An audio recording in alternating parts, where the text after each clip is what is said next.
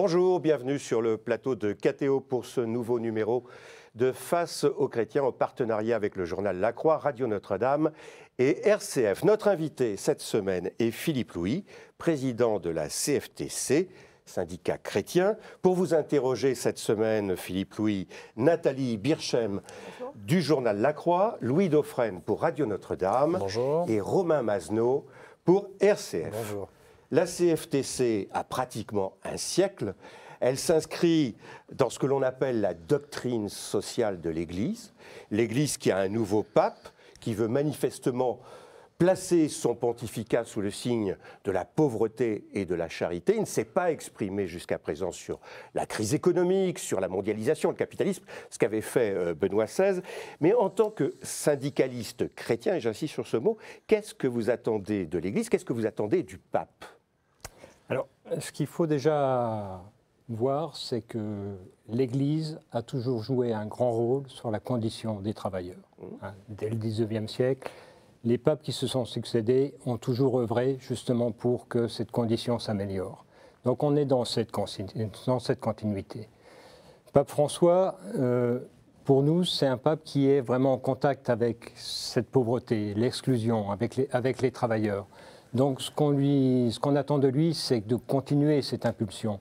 Le syndicalisme chrétien, c'est la reconnaissance de l'Église, du rôle que peut jouer l'Église dans la condition des travailleurs.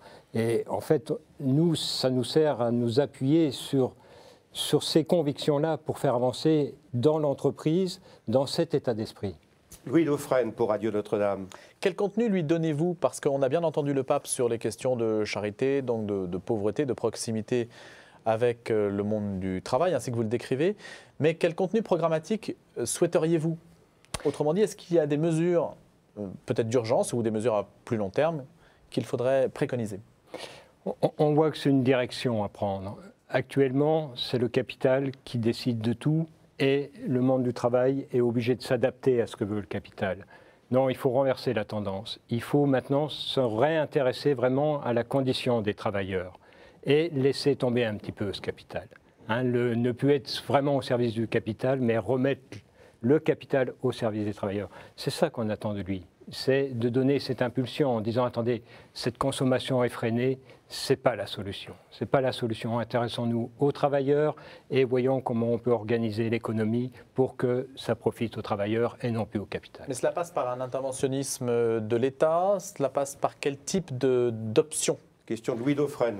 Alors malheureusement, je pense que l'État ne peut pas faire grand-chose. C'est tous ensemble qu'on peut faire grand-chose. Et c'est là que le pape a tout son rôle à jouer. C'est une prise de conscience. Il y a une transition qui est en train de se faire actuellement, qu'on a du mal à saisir, qu'on a du mal à croire. On a l'impression que cette consommation effrénée qu'on connaît aujourd'hui, à la limite, pour relancer la consommation, on est en train de nous dire gaspiller, plus vous gaspillerez, plus on produira et mieux ça ira. C'est pas logique. C'est pas logique. On sait très bien que quand on revient au niveau d'un ménage, plus le ménage gaspille, c'est pas comme ça qu'il va pouvoir vivre correctement. Donc c'est cette prise de conscience. Il y a une transition écologique qui s'annonce, qui est là à notre porte et qu'on ne prend pas en compte jusqu'à présent. On sait que la planète est en train de s'épuiser et on ne fait rien. Au contraire, on est dans cette course effrénée. Donc il faut ramener les choses à leur place. Il y a d'autres croissances que la croissance financière. La croissance, c'est de satisfaire les besoins de chacun. Et on peut les satisfaire autrement que par la consommation et en donnant du travail à tout le monde. Une question de Romain Mazenot pour RCF. Alors peut-être pour continuer sur ces explications, dans la seule interview que le cardinal Bergoglio ait accordée à un journal en 2002, il dénonçait l'impérialisme de l'argent qui, je le cite, met à l'écart le travail par lequel devrait s'exprimer la dignité de l'homme et sa créativité. Ça pourrait être le credo de la CFTC aussi? C'est le credo de la CFTC. Les entreprises, ce sont des communautés où il y a un apport de capital, où on a des salariés qui sont là effectivement pour produire. Mais c'est une communauté et l'intérêt des deux doit être pareil. On doit se préoccuper des travailleurs et on doit se préoccuper de la pérennité des entreprises. Parce que s'il n'y a plus d'entreprises, il n'y a plus de travail, il n'y a plus de travailleurs. Donc c'est ça, c'est ramener le tout à sa juste proportion et pas qu'il y en ait un qui prenne le pas sur l'autre. Et aujourd'hui, on a le capital qui a vraiment pris le pas sur le travail. Il y a un peu plus d'une semaine, le journal La Croix titrait « La CFTC au pied du mur ». Car la CFTC a un problème de représentativité avec la nouvelle loi qui va s'appliquer. Vous n'êtes pas sûr d'atteindre les 8%, c'est cela ? Les 8% qui vous permettent de participer aux négociations, etc. Où est-ce que vous en êtes et est-ce que vous avez des indices ? Alors, déjà, tout ça vient d'une loi qui a été mise en place en 2008. Pour mettre en place cette loi, il y a eu des négociations qui sont arrivées, non pas à un accord, mais à une position commune de 2 organisations syndicales. La loi a repris cette position commune, ce qui n'était déjà pas tout à fait logique. J'étais le négociateur de cette position commune ou de ce qui aurait dû être un accord. Je crois qu'autour de la table, tout le monde était à peu près unanime pour dire qu'il n'est pas question de sortir des organisations syndicales, il est juste question de réguler parce qu'il y a d'autres organisations syndicales qui émergent et savoir comment, à quel moment elles pouvaient rentrer. Il faut se souvenir que la représentativité des syndicats datait de la fin de la guerre. Hein. Tout à fait. Hein. Il y a, en 1966, il y a eu, après la scission CFTC et CFDT, il y a eu un arrêté qui donnait une représentativité irréfragable à 5 organisations et qui ne prévoyait pas vraiment l'émergence d'autres organisations et donc il fallait régler ce problème. Mais la CFTC... Et entre-temps, il y a eu Sud, etc. Voilà, donc il fallait régler ce problème. Encore une fois, au moment où on a négocié, pourquoi la barre a été placée à 8 ? C'est bizarre, 8. On aurait pu dire 10, on aurait pu dire 5. Elle a été placée à 8, tout simplement parce qu'on a regardé un petit peu ceux qui étaient déjà dans le paysage, s'ils dépassaient ces 8 ou s'ils dépassaient pas ces 8. Donc à 8, tout le monde a convenu que la CFTC dépassait les 8. Or, aujourd'hui, on est effectivement au pied du mur, mais aujourd'hui, tout le monde a l'air de dire qu'on ne dépasse pas les 8. Non, si on a passé la barre, ou alors, voilà, on a fait une erreur d'appréciation. Donc moi, je suis confiant, on devrait passer les 8, mais on verra. Alors, question de Nathalie Birchem qui avait écrit ce papier sur la CFTC au pied du mur. Mais Philippe Louis, là, on est à une semaine de l'échéance, puisque c'est le 29 mars que le gouvernement annoncera officiellement quel syndicat est au-dessus de 8%, donc quel syndicat est représentatif. Et c'est important puisque ça veut dire quel syndicat a le droit de négocier. Et on ne peut pas imaginer qu'à une semaine de l'échéance, on ne connaît pas encore le résultat. Est-ce que vous le connaissez ? Alors, on ne peut pas l'imaginer, mais pourtant c'est la vérité. Je peux vous assurer que je ne connais pas le résultat. Je ne sais pas si on est en dessous de 8. Tout a été fait par une agrégation de résultats avec les entreprises qui remontaient leurs résultats au niveau d'un site informatique, le site Mars. Et apparemment, ça a été conçu pour qu'à un moment, on appuie sur un bouton pour avoir le résultat final. Et je pense que c'est quand même quelque chose d'important. On est sur un vote, on est sur le vote de salariés. C'est le secret du scrutin. Quand on est dans une entreprise qui a un vote, en cours de journée, on ne va pas aller voir qui est devant. Donc on a essayé d'avoir un secret absolu. Et le meilleur secret, c'est que personne ne puisse aller voir. Vous n'avez pas fait vos propres comptages ? Alors, si, bien sûr, nous, on fait nos propres comptages. Mais le problème dans nos comptages, c'est qu'on arrive à rassembler les résultats là où on est présent. Alors, là où on est présent, dans toutes les entreprises où on est présent, en moyenne, on fait en gros 18%. Donc, vous voyez, on est largement au-dessus des 8. Seul problème, c'est qu'il y a des entreprises où on n'est pas présent. Et donc, une fois qu'on aura fait le calcul sur le tout, c'est là qu'on a des incertitudes. Alors, on a quand même des indications, parce qu'on sait aussi qu'on est bien implanté. La CFTC, ce n'est pas marginal dans les entreprises, bien au contraire. Il y a des chiffres qui circulent, qui ont d'ailleurs été donnés par la Croix. Je vous les rappelle de tête. En gros, on pourrait penser que la CFTC est implantée dans 40% des entreprises. Mais les autres organisations, même celles qui sont les mieux implantées, celle qui est le mieux implantée, c'est 67%. Donc vous voyez que ce n'est pas non plus un delta. Si on était à 40 et que les autres soient à 100%, ça pourrait être inquiétant. 67, 40, il y a d'autres organisations qui sont implantées à 20, 15%. Donc vous voyez qu'on est quand même dans une bonne moyenne. Question de Nathalie Birchem. Bon, Philippe Louis, vous voulez être optimiste et on vous souhaite que vous ayez raison. Néanmoins, si vous êtes juste en dessous des 8%, est-ce qu'il reste des marges d'interprétation dans la façon de calculer les résultats qui peuvent vous faire remonter juste au-dessus des 8%? Alors, Encore une fois, c'est une loi qui a été mise en place en 2008. Il n'y a pas de jurisprudence. Exactement. Donc, cette loi, il y a des interprétations à lui donner. On voit ça tous les jours avec toutes les lois. Et dans ces interprétations, il y a effectivement un certain nombre d'interrogations. Alors, la loi, l'esprit de la loi a été mise en place aussi, alors, pour reconnaître les organisations qui étaient habilitées à négocier, mais c'était fait aussi pour valider les accords d'entreprise. Et pour valider un accord d'entreprise, donc maintenant, il faudra qu'il ait recueilli un certain pourcentage. Donc c'est là l'esprit de la loi.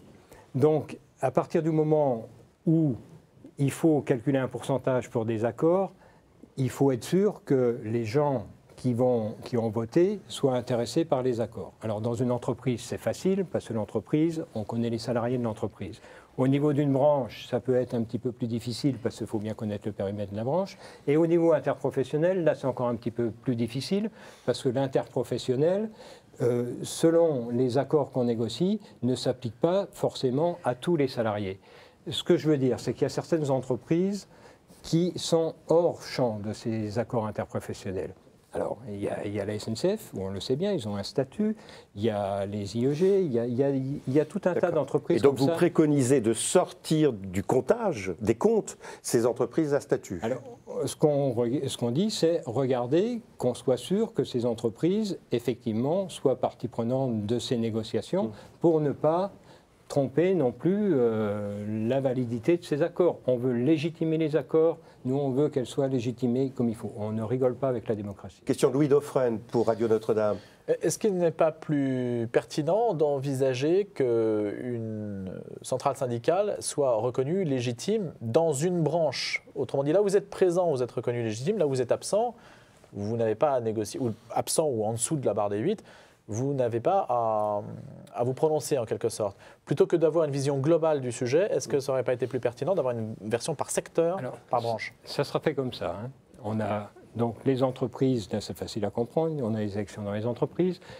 On va agréger au niveau des branches. Alors les branches, on va prendre les conventions collectives et on va regarder toutes les organisations qui dépassent les 8 et elles auront accès à la négociation, elles légitimeront les accords. Ensuite, il y a des accords interprofessionnels, il y a des accords qui concernent toutes les branches. Et donc là, on voit bien qu'il faut aussi légitimer les acteurs. Donc il y a le niveau supérieur. Pour vous, essentiellement. L'enjeu pour nous est au niveau national, tout à fait. Parce que dans les branches, il y a énormément de branches où on va être au-dessus des 8%. Alors une question de Romain Mazneau pour RCF. Si vous n'êtes plus jugé représentatif, est-ce que vous vous excluez toujours catégoriquement de fusionner avec un autre syndicat? Oui. Pas de retour à la CFDT. Pas de retour. Non, écoutez, encore une fois, notre spécificité, notre référence à la morale sociale chrétienne, il ne faut pas que ça disparaisse.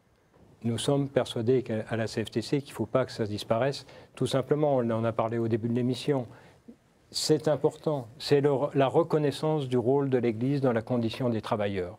Si la CFTC disparaît, c'est tout ça qui va disparaître. Et c'est ça qu'on n'arrive pas à se rendre compte. C'est-à-dire que vous verrez que si on disparaît, d'ici quelque temps, l'Église va être complètement marginalisée, alors qu'on ne peut même pas dire qu'elle a joué un rôle majeur.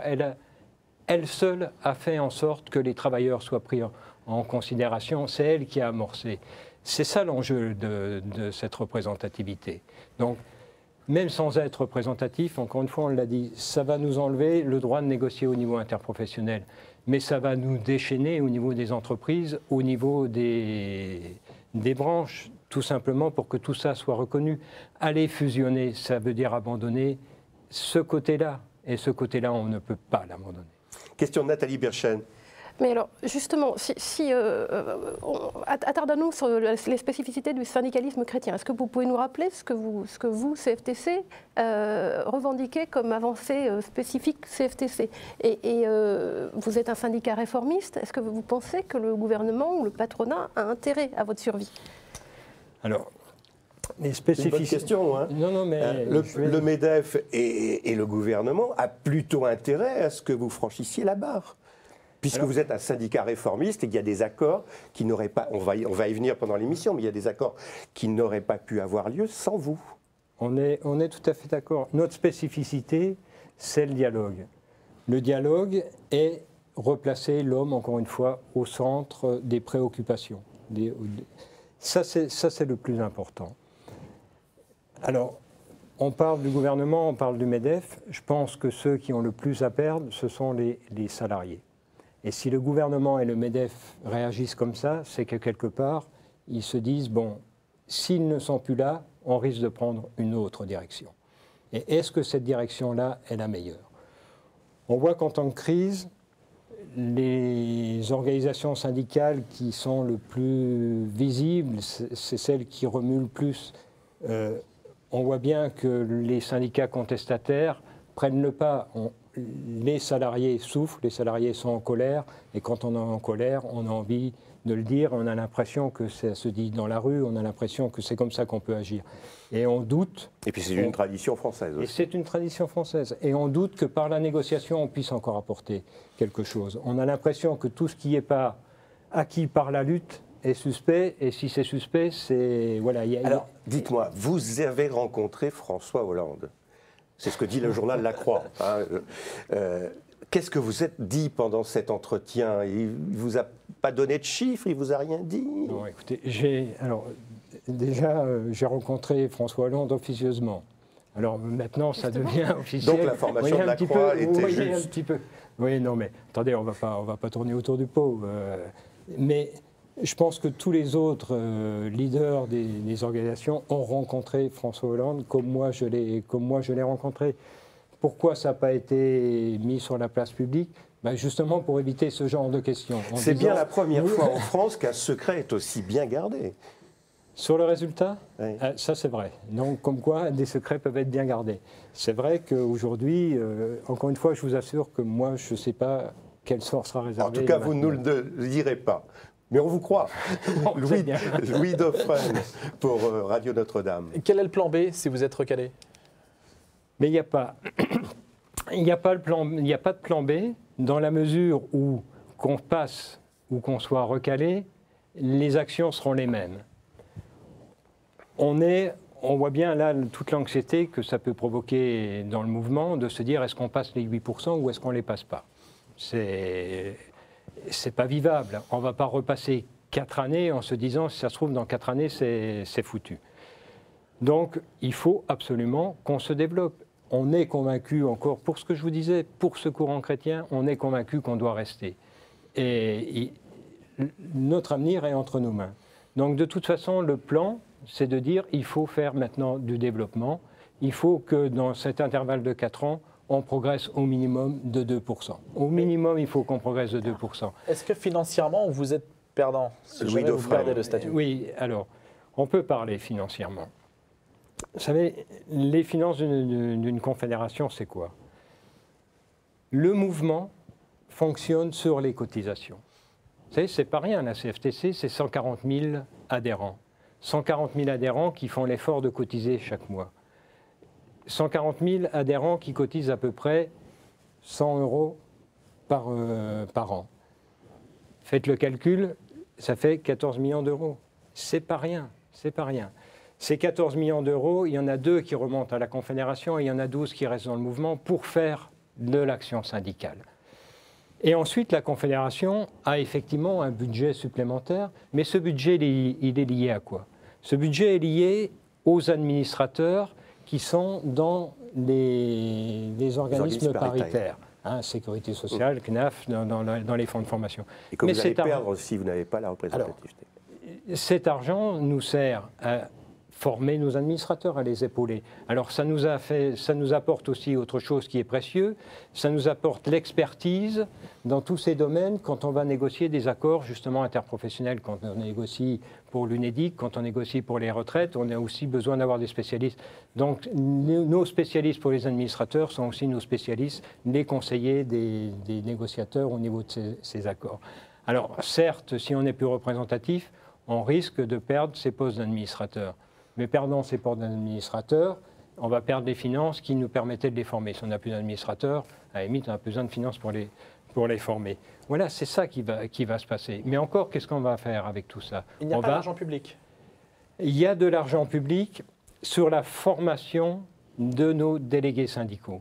Il y a, je peux vous donner le chiffre, hein, il y a 2,8 millions qui nous sont donnés pour former nos délégués dans les entreprises. Mais ça, ce n'est pas lié à la représentativité. Il y a des organisations syndicales aujourd'hui qui ne sont pas représentatives, qui ont aussi ces budgets. Mais là aussi, c'est logique.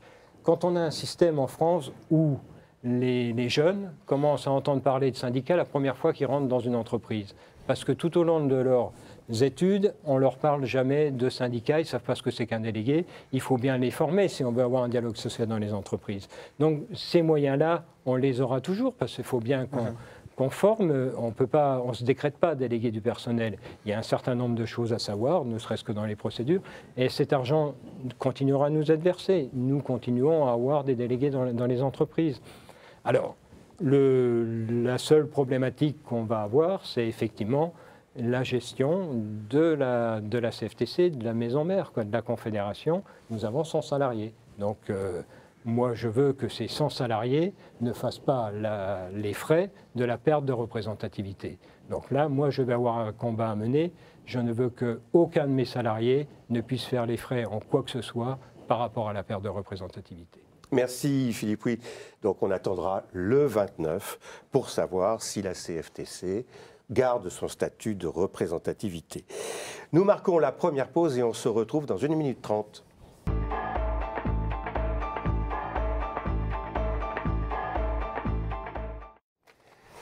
Retour sur le plateau de KTO pour ce Face aux chrétiens. Notre invité cette semaine est Philippe Louis, le président de la CFTC, pour vous interroger.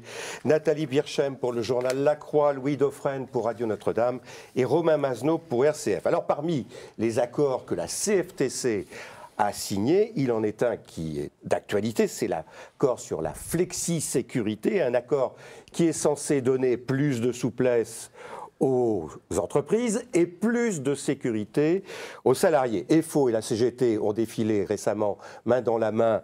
C'était une première parce qu'ils pensent qu'au contraire, on est en train de détricoter le Code du travail. En quoi, selon vous, cet accord est une meilleure protection pour les salariés? Alors déjà, par les droits nouveaux qu'il introduit et par le principe que cet accord introduit. Aujourd'hui, les salariés ont des droits, mais ces droits sont pratiquement tous liés à la présence dans l'entreprise. Vous sortez de l'entreprise, vous perdez tous vos droits.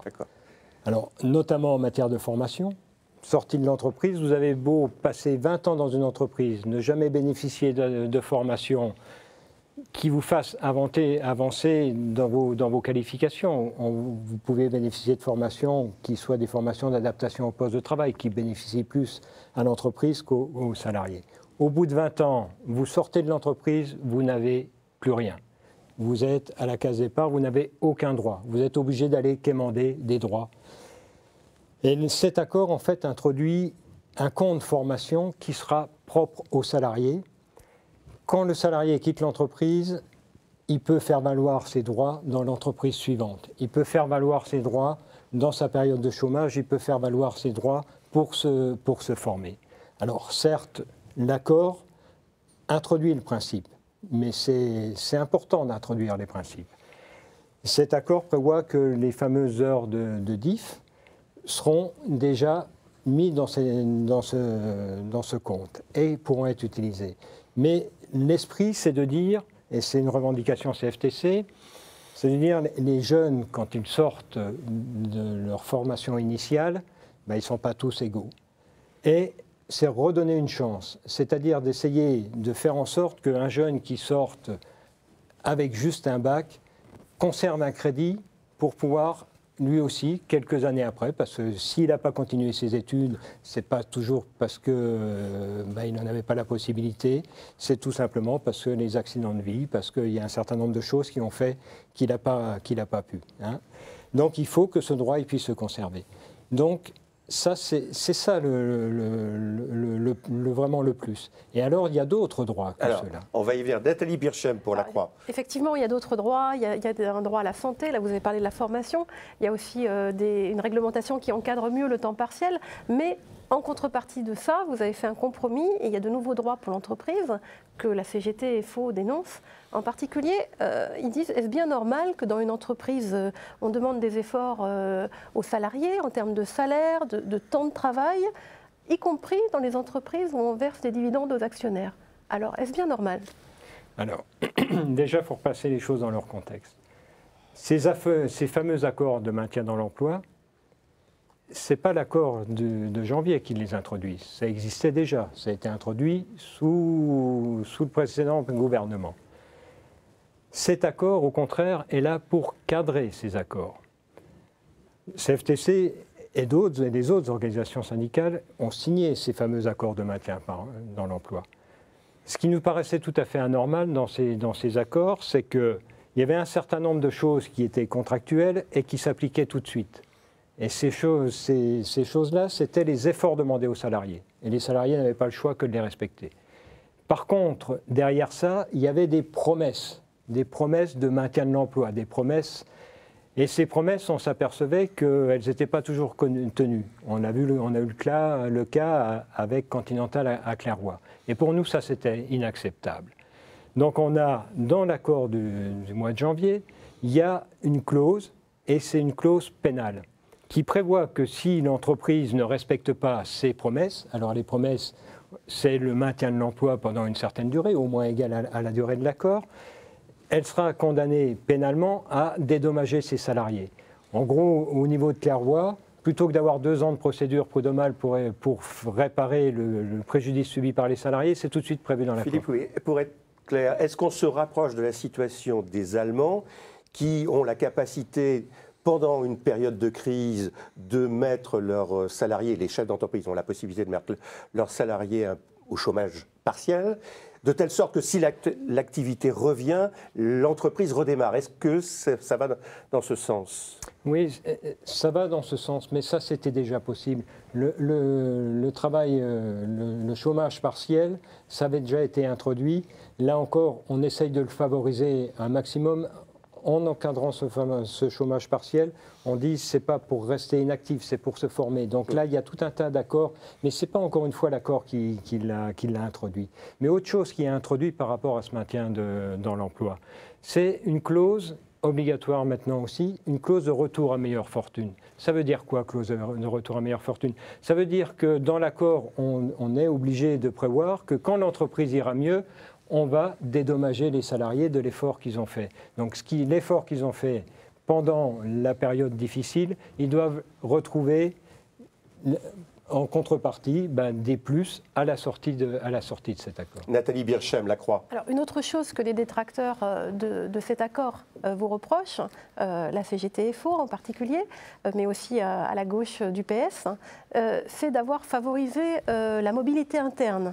C'est-à-dire que quand une entreprise, aujourd'hui, quand une entreprise restructure et qu'elle ne supprime pas d'emplois et qu'elle demande à un salarié d'aller travailler ailleurs, elle doit faire un plan social dès qu'il y a plus de 10 salariés qui sont concernés. Demain, plus de plan social et plus de droits pour... Alors, qu'est-ce que vous répondez? Que ce n'est pas tout à fait comme ça et que ce n'est pas aussi simple. La mobilité interne, ça a toujours existé. Là, cet accord, qu'est-ce qu'il dit? Cet accord dit que la mobilité interne peut se faire, mais maintenant, cet accord doit se faire justement par un accord signé avec les organisations, c'est-à-dire qu'on l'encadre. Dans la négociation, on nous avait dit, allez, si c'est moins de 45 km, on peut faire ce qu'on veut. On a dit non, ça on n'est pas d'accord, ça doit être décidé dans l'entreprise. C'est un accord d'entreprise qui décide si c'est 45 km ou si c'est 100 mètres. Et s'il n'y a pas d'accord, c'est les anciennes règles qui vont s'appliquer. C'est pas aussi simple que ça. C'est de la désinformation. Donc, un salarié qui travaille à Lille, on ne peut pas lui demander du jour au lendemain d'aller travailler à Marseille. Non, même si Marseille est une belle ville. Non, certainement pas. Si on reprend ceux qui ont suivi la négociation, on verrait que le MEDEF demandait 45 km, à moins que Marseille et Lille. Pas encore, je crois pas. Même avec le TGV. Nathalie Birchem, La Croix. Donc, cet accord est passé à la phase Conseil des ministres, il va bientôt passer à la phase Assemblée dans quelques semaines. Est-ce que vous êtes favorable à ce que les députés modifient cet accord? Les députés qui sont quand même les députés et les sénateurs, les législateurs dans notre Constitution. Jusqu'où peuvent-ils modifier votre accord? Non. Je pense que l'accord, c'est effectivement un compromis. Encore une fois, quand on a un compromis, chacun a donné quelque chose. Et l'accord doit être équilibré. Si c'est pour le déséquilibrer, soit en faveur des salariés, soit en faveur du patronat, par rapport à ceux qui ont signé l'accord, si on n'était pas d'accord, il ne fallait pas le signer. Si on a trouvé que c'était équilibré, que c'était acceptable, mais il y a plein d'autres raisons pour lesquelles cet accord est acceptable. On ne demande pas aux législateurs par derrière, par du lobbying, en disant « allez, ça on ne l'a pas eu ». Non, nous on dit il faut respecter l'accord. Alors, il y a peut-être des choses, effectivement, qui, juridiquement, c'est un accord politique, ce n'est pas un accord juridique, tout n'est pas vraiment fait pour que ça tienne juridiquement sur certaines choses. Donc, il y a certainement, par exemple, l'histoire des 10. Ce qui avait été prévu dans l'accord, c'est de dire, si les salariés qui refusent, effectivement, la mobilité, il y a licenciement. Ce qui est prévu dans l'accord, c'est de dire il y a licenciement, mais ce n'est pas un licenciement économique, mais tout l'accompagnement lié au licenciement économique doit s'appliquer. Ça, c'est ce qui est prévu dans l'accord. Le législateur a dit, bon, on ne peut pas le faire comme ça devient un licenciement, c'est un licenciement économique. Quel que soit comment on l'appelle, ce licenciement, c'est un licenciement. Donc, je pense que dans le texte, on va trouver licenciement économique. Le souci, c'était quoi? C'était de dire, à partir du moment où il y a plus de 10 salariés, jusqu'à présent, il y avait des contraintes où on était obligé de faire un plan social et faire tout un... Là, effectivement, on s'est mis d'accord de dire, bon, on ne refait pas un plan social derrière ça, tout simplement parce que dans l'accord, on a reconnu que le motif économique était valable. Mais pour reconnaître ce motif économique, et là, je pense que c'est aussi important pour l'accord, on a prévu tout un tas de dispositions où les représentants des organisations syndicales dans l'entreprise auront quand même beaucoup plus de renseignements pour juger de la situation économique, auront beaucoup plus de renseignements pour savoir quelle est la stratégie de l'entreprise. Vous faisiez la comparaison avec l'Allemagne tout à l'heure. Je pense que l'Allemagne, tout ce qui concerne l'entreprise économique se négocie dans l'entreprise. Et je pense qu'effectivement, les mieux à même à connaître la situation économique, ce sont ceux qui sont dans l'entreprise. Et il faut les responsabiliser. C'est le sens de l'accord. Ensuite, tous les droits sociaux ne doivent pas se limiter à une entreprise. Les salariés doivent être tous égaux entre eux, d'une entreprise à l'autre. Donc les droits sociaux, les droits nouveaux doivent être amenés du côté national. Et c'est ça aussi l'accord. Tout ce qui est social vient du haut et s'impose aux entreprises. Et tout ce qui est économique doit se négocier dans l'entreprise et les organisations syndicales doivent effectivement prendre leurs responsabilités. Alors on en revient à la situation économique et sociale en France, question de Romain Masneau. Le chômage atteint des niveaux inégalés depuis 15 ans, pourtant il y a les emplois d'avenir, les contrats de génération qui montent lentement en puissance. Alors est-ce que ces dispositifs, on peut d'ores et déjà dire qu'ils sont inefficaces? Qu'est-ce qui manque? S'il y avait une mesure clé à prendre pour lutter efficacement contre le chômage, ce serait quoi? Et est-ce que le gouvernement s'y prend bien, selon vous? Je pense que c'est, encore une fois, je pense que c'est compliqué. La situation qu'on connaît, alors on met tout sur le dos de la crise. Et c'est vrai que c'est la crise qui a été le déclencheur. On était dans une société jusqu'à présent, c'est ce que je disais un petit peu au début, où on avait compris que plus on consommait, plus on produisait et plus on avait d'emplois. Et on poussait à la consommation. Et artificiellement. Quitte à s'endetter.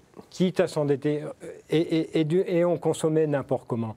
Regardez avec la prime à la casse pour les voitures. Là, on encourageait les gens à avoir une voiture, à la mettre à la casse alors qu'elle roulait, et qu'elle aurait certainement le bonheur de quelqu'un qui avait besoin d'une voiture pour aller travailler.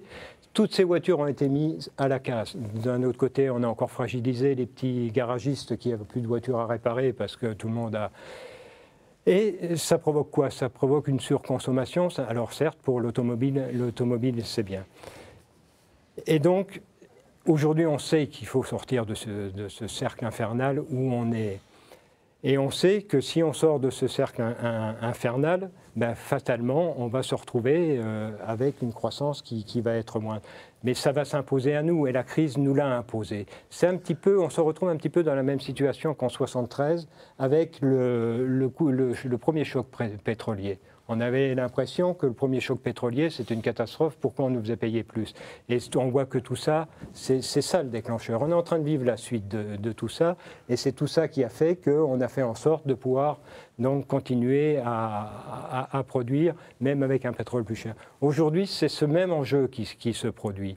Il faut qu'on trouve de nouveaux biens à produire, mais qui ne soient plus des biens forcément industriels, parce que ce n'est pas la peine non plus d'épuiser la planète, mais il y a tellement d'autres biens à produire.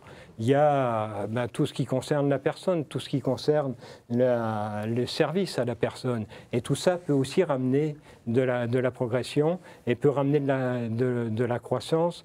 Et cette croissance, encore une fois, la croissance, c'est fait pour servir au mieux les hommes, et donc, on est dans cette transition, et je pense que de vouloir se battre à faire redémarrer sur l'ancien Donc, selon vous, c'est une crise de mutation, c'est pas une crise de mutation. Absolument. Selon nous, c'est une crise de mutation, et si on se borne à vouloir refaire redémarrer, donc qu'est-ce qu'il faut faire? Ben, il faut faire ce qu'on est en train de faire, c'est-à-dire de dire, allez, il faut quand même regarder pour que nos entreprises ne périclitent pas. Donc, nos entreprises ont besoin de mutations, et pour avoir des mutations, elles sont obligées de se restructurer. Donc, regardons comment on restructure, regardons comment on pérennise les entreprises, mais surtout, occupons-nous de tous ces salariés qui vont se retrouver mis de côté parce qu'ils seront obligés de changer d'entreprise. Mais surtout, remettons cette autre économie en route le plus tôt possible pour que ces salariés retrouvent du travail. Mais sur la politique économique qui est menée, est-ce que c'est compatible de lutter de manière drastique contre les déficits comme le gouvernement veut le faire et de stimuler la croissance et l'emploi? Remarque de Romain Masneau.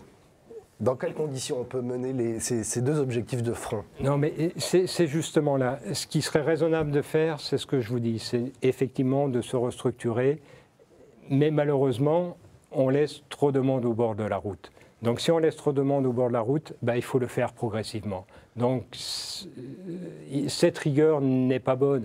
On ne passe pas d'un système à un autre, il faut trouver une transition. Donc il faut maintenant accepter que les entreprises gagnent moins d'argent, mais gardent les salariés. Et on en arrive sur le chômage partiel. Il faut faire ça avec beaucoup de doigté. Il faut sortir le moins possible de salariés. Il faut restructurer l'entreprise, mais sortir le moins possible de salariés, les reclasser. Et c'est là tout l'enjeu. Et mettre en route cette nouvelle économie. Question de Louis Dauphren. Il y a des logiques de fond quand même, parce que vous dites qu'il faut garder les salariés, mais bon, une entreprise n'est pas faite pour garder des salariés en soi, elle est faite pour fournir une demande solvable. Et il se trouve qu'on est en concurrence avec le monde entier, avec des coûts salariaux extrêmement bas ailleurs. Donc la tendance que l'on connaît aujourd'hui, qui est de voir le pays se désindustrialiser, n'a aucune raison aujourd'hui de s'arrêter. Alors vous, qu'est-ce que vous proposez concrètement pour garder ces emplois face à ces tendances mondiales? Encore une fois, il y a les marges des entreprises. Alors, c'est vrai que ces marges baissent de plus en plus. Mais en soi, quand les marges baissent, il y a un moment où l'entreprise doit rester solvable. Et la baisse des marges peut être aussi acceptable. Alors, ça produit quoi? Ça produit peut-être un peu moins de dividendes. Et à chaque fois que ça produit un petit peu moins de dividendes, je pense que là, il y a des efforts à faire. À partir du moment où ça produit la perte de l'entreprise, là, effectivement, il faut regarder d'un peu plus près. Et je pense qu'il y a des entreprises qui sont encore en capacité d'accepter des baisses de marge, et ça ne va pas les empêcher d'investir. C'est toute cette nuance-là qu'il faut réussir à trouver. Et donc, toutes les entreprises ne sont pas mises au même point. On nous dit que le coût du travail est trop cher. Je suis désolé, pour le boulanger, je ne suis pas sûr qu'il soit vraiment confronté à la concurrence mondiale. Le prix de la baguette, 80 centimes en 2000, 1 euro en 2013, je pense que le coût de la baguette s'est adapté au coût du travail. Donc il y a quand même largement des marges pour pouvoir, encore une fois, assurer la transition. Alors, je vous propose de marquer notre deuxième pause et on se retrouve dans quelques instants et on parlera des retraites.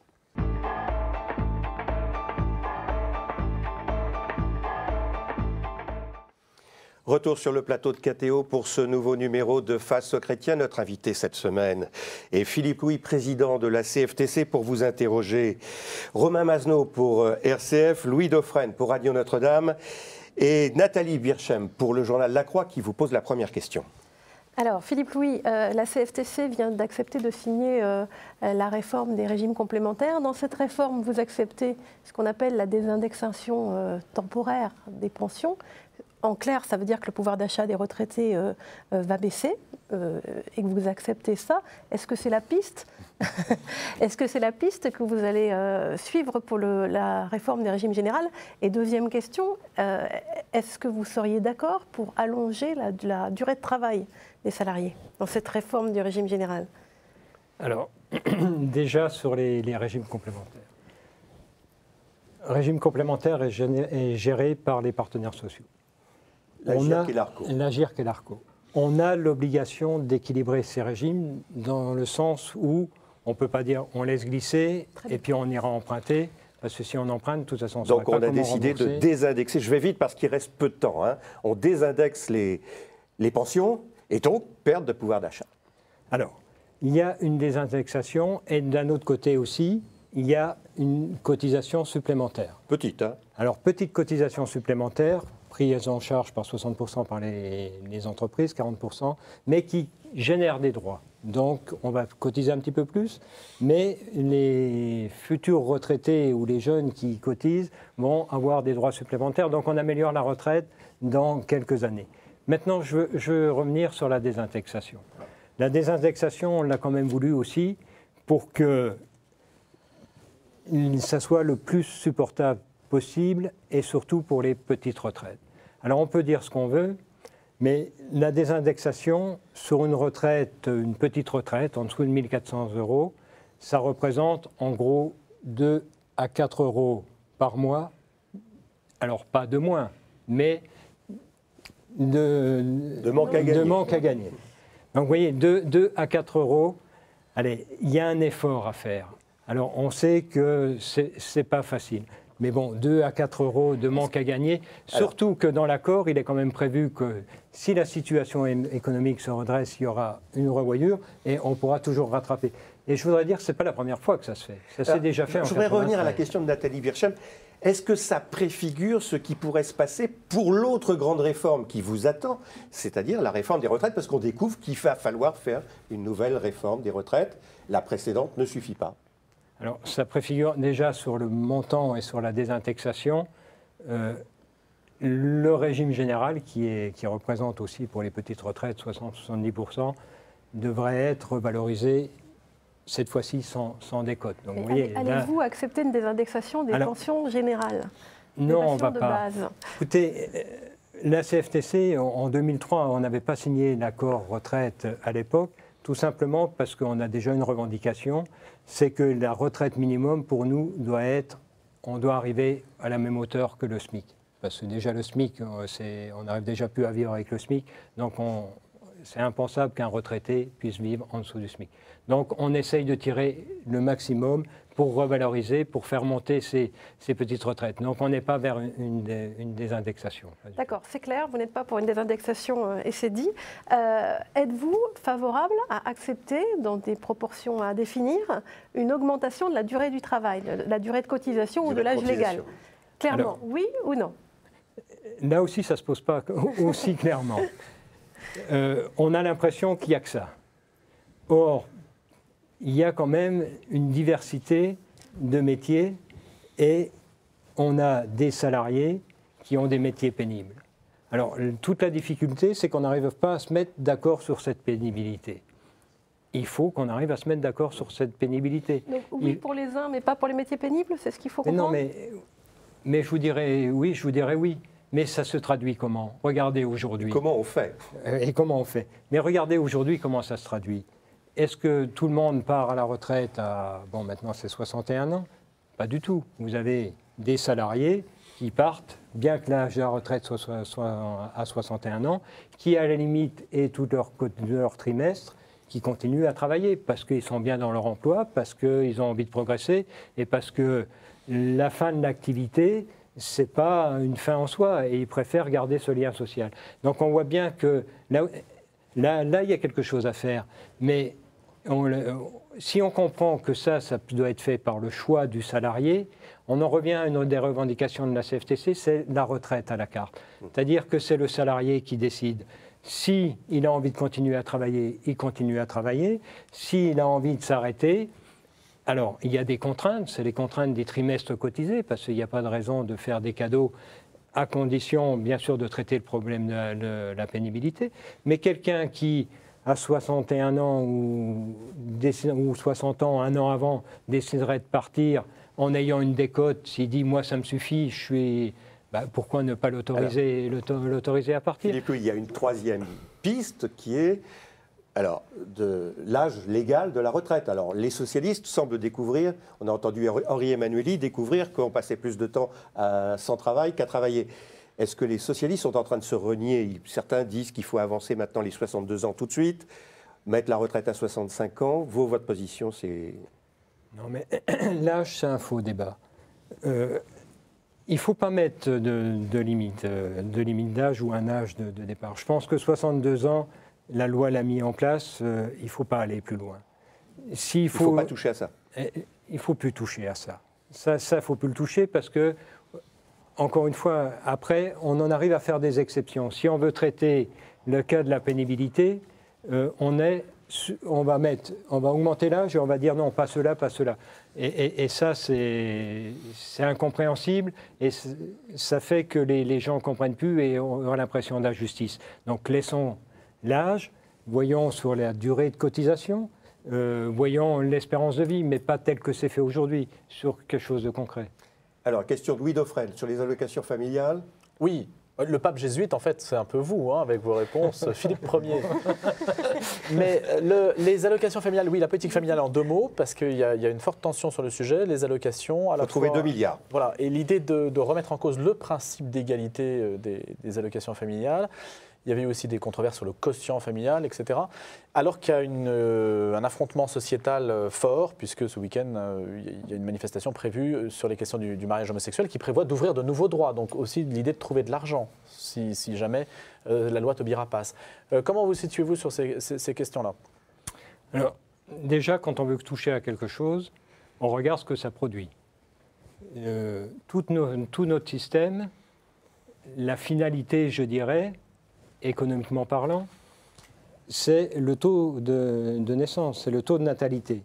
Et le taux de natalité, je pense que là, il y a beaucoup qui nous l'envient, parce que ça, c'est aussi l'avenir, c'est aussi Alors, économiquement, aujourd'hui, ça a un coût, mais demain, ça aura aussi un gain par rapport aux retraites, par rapport à tout ça. Donc, regardons économiquement, mais pas juste là, aujourd'hui. Donc, vous ne touchez pas le système. Alors, deuxième principe, la solidarité. La solidarité, c'est très bien, mais à partir du moment où vous n'avez que des gens qui payent sans pouvoir bénéficier de rien, ça risque de grincer. Surtout dans le cadre des allocations familiales, on nous a annoncé quelques plafonds. Il y a 2 pistes, fiscalisation, Marisol Touraine, ou bien on divise par 2. Oui. Fiscalisation, je pense que ça toucherait les classes moyennes et entre guillemets les petites classes moyennes qui se rapportent. Donc c'est idiot. En plus, il faudra réfléchir, si c'est pour enlever 2 milliards pour les remettre dans les budgets de l'État et aller les rechercher pour les réinjecter, on voit bien que c'est quelque chose de complètement inutile. À mon avis, ce n'est pas la piste qu'il faut suivre. Ensuite, je crois qu'il y a une notion de revenu de dignité. Le revenu de dignité pour une famille, malheureusement, le salaire n'arrive pas à l'assurer, ce revenu de dignité. Et on a monté tout un système où on a les allocations familiales, on a tout un tas d'aides qui permettent aux familles de vivre. Alors les familles qui sont un petit peu plus aisées, ces familles-là, on est bien content aussi quand ils vont chez M. Peugeot pour acheter une grosse voiture. Quand ils vont, là, on est dans la consommation. Et chacun fait sa vie selon ses revenus et il a un train de vie. Et l'arrivée d'un enfant, c'est aussi un coût supplémentaire. Je ne vois pas pourquoi certaines familles, alors certes un peu moins aisées, on les aiderait, et ces familles-là, on leur dirait, bon, si vous avez un deuxième enfant, faites le choix entre votre train de vie et l'arrivée de l'enfant. Alors, certains le feront peut-être, c'est de dire, bon, je préserve mon train de vie et j'ai plus mon deuxième ou mon troisième enfant. C'est ça qu'on veut, si c'est ça qu'on veut. Mais encore une fois, avec tous les écueils qu'on aura par rapport à la solidarité, par rapport à toutes ces choses-là. Donc, vous maintenez le système en place.